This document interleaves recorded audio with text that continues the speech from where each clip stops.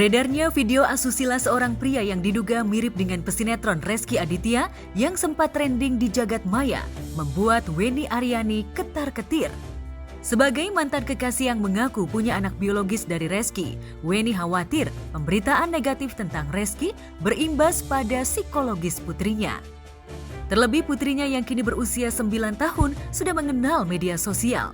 Meski begitu, saat ditemui tim Gospot di kediamannya di Tangerang Selatan, Wenny menyatakan keprihatinannya atas nasib Rezky yang dituding Satu Indonesia sebagai pemeran video asusila. Aku sebetulnya kalau ditanya tentang masalah video itu, saya tidak bisa komentar, tetap ya. Saya tidak bisa berkomentar, bukan ranah saya. Tapi aku turut simpati aja. Berharap semoga masa cepat selesai. Dan saya juga berharap semoga, kan belum ada kejelasan itu siapa ya. Itu bukan Rezky.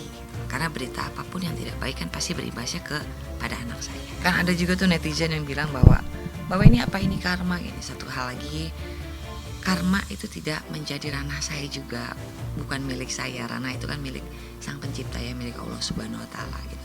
Saya selalu berharap doa-doa yang baik kepada siapapun gitu, termasuk pada Rezky, karena saya percaya doa yang baik akan kembali baik kepada saya, khususnya kepada anak-anak saya. Saya nggak komentar deh, tapi berharap semuanya baik-baik saja gitu. Kan ada juga tuh netizen yang bilang bahwa ini apa, ini karma. Ini satu hal lagi, karma itu tidak menjadi ranah saya juga, bukan milik saya. Ranah itu kan milik Sang Pencipta ya, milik Allah Subhanahu Wa Taala gitu. Saya selalu berharap doa-doa yang baik kepada siapapun itu, termasuk pada Rezky, karena saya percaya doa yang baik akan kembali baik kepada saya, khususnya kepada anak-anak saya. Karena masih berseteru dengan Rezky atas gugatan hak asal-usul anak yang dilaporkannya ke Pengadilan Negeri Tangerang, sebagian netizen mengait-ngaitkan Wenny dengan pria yang diduga Rezky dalam video asusila itu.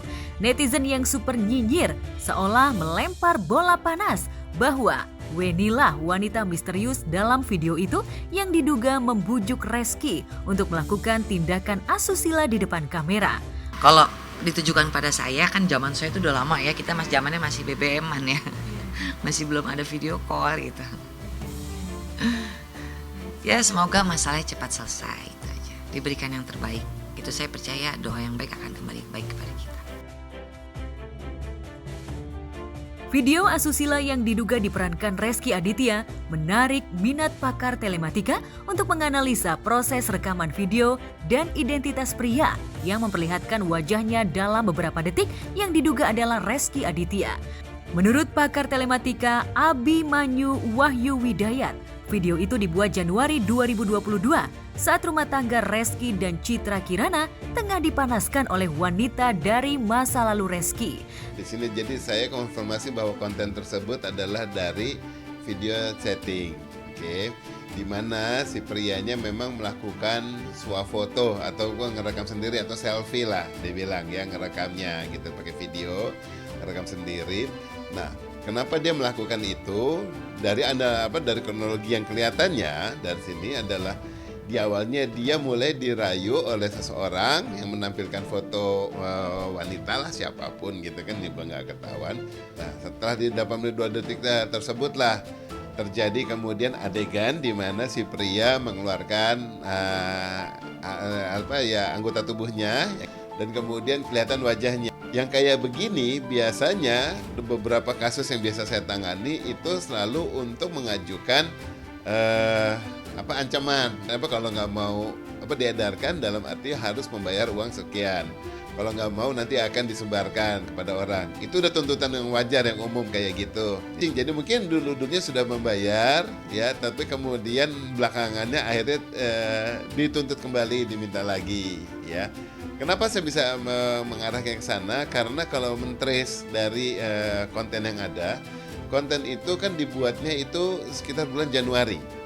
Oke, tahunnya 2022 lah gitu kan ya, Januari. Karena lihat dari wajahnya dan kemudian dari angle-nya, dari yang ada kelihatan selama 1 menit tersebut ya, wajah yang bersangkutan di era-era tersebut juga masih kayak gitu ya. Kemudian harinya ketahuan hari Jumat ya. Nah, setelah itu tidak pernah ada konten ini dulu, nggak pernah menyebar, baru nyebarnya akhir tahun. Berarti kan ada yang ditahan dulu nih, berarti yang bersangkutan, dalam arti mungkin si korbannya mau membayar. Sampai akhirnya mungkin jengah, siap udah membayar, nanti kontennya nongol lagi.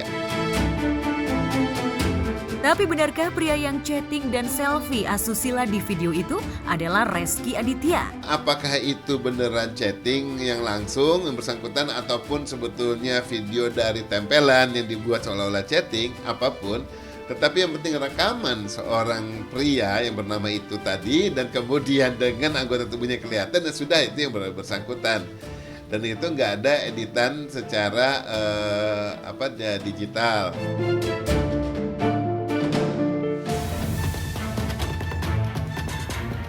Kala gugatan dari Dr. Richard Lee, pengacara Rasman Arief Nasution tidak mau menyerah dan pasrah menerima putusan Majelis Hakim Pengadilan Negeri Jakarta Selatan.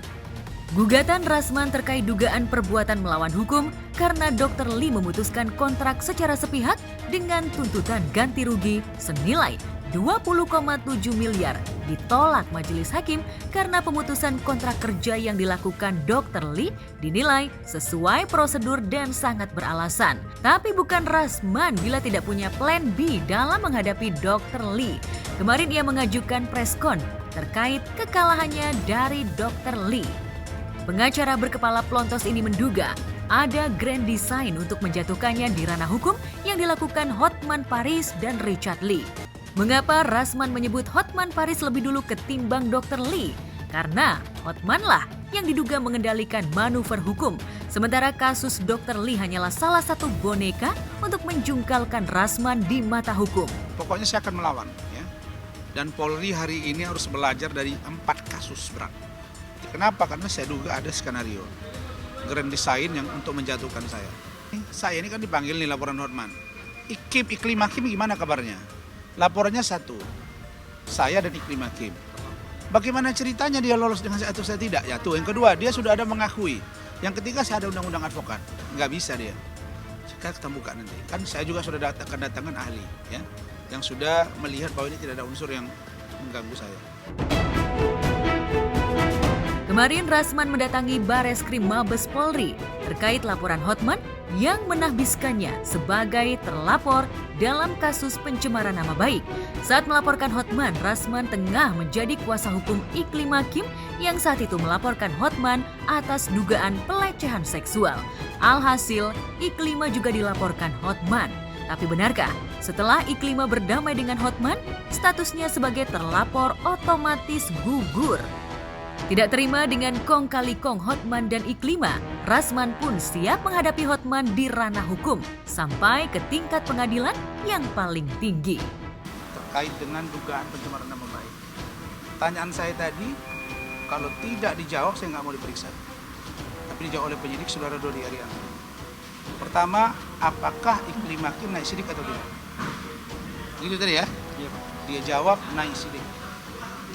Yang kedua, apakah Iklima juga akan dipanggil? Iya. Jadi, ini laporan lanjut. Saya diposisikan sebagai saksi. Jadi, laporan Hotman itu terkait dengan saya, 2, harus dihentikan. Yang kedua, kalau dia mau lanjutkan Kim, silakan. Karena saya adalah juru bicara dari klien. Ya, Rasman menduga Hotman kini tengah mengendalikan Iklima. Seperti halnya pengacara bling-bling itu mengendalikan Dr. Lee. Salah satu kelemahan Rasman yang berhasil dimanfaatkan kubu Hotman dan Dr. Lee adalah soal ijazah S1 Rasman yang dipertanyakan keabsahannya, alias diduga palsu. Yang tekan ijazah saya Bapak ya Pak, sah itu kan Pak? Bapak tanggung jawab kan Pak? Sedangkan Pak Musni Umar adalah rektor Universitas Ibnu Khaldun di bawah Yayasan Pembina Pendidikan Ibnu Khaldun, YPPC. Yaitu Pak Musni Umar. Benar Pak Musni ya? Dan itu berdiri yayasannya 2016, benar Bang? Saya jadi dosen di Universitas Ibnu Khaldun itu tahun 2015. Di tahun 2021 November 2021 tanggal 1 saya duduk di BAK dan saya membaca sistem, saya menemukan ada ratusan mahasiswa yang datanya tidak ada di pangkalan data dari mahasiswa 2009 sampai 2012. Tidak ada di dikti ya? Tidak ada di dikti. Nah, masalah Pak Rasman ini, ketika dua kampus berkonflik, lalu masing-masing menyelenggarakan pendidikan, apakah ini salah mahasiswa? Mahasiswa tidak punya salah, yang menjadi tanggung jawab di sini adalah para kampusnya.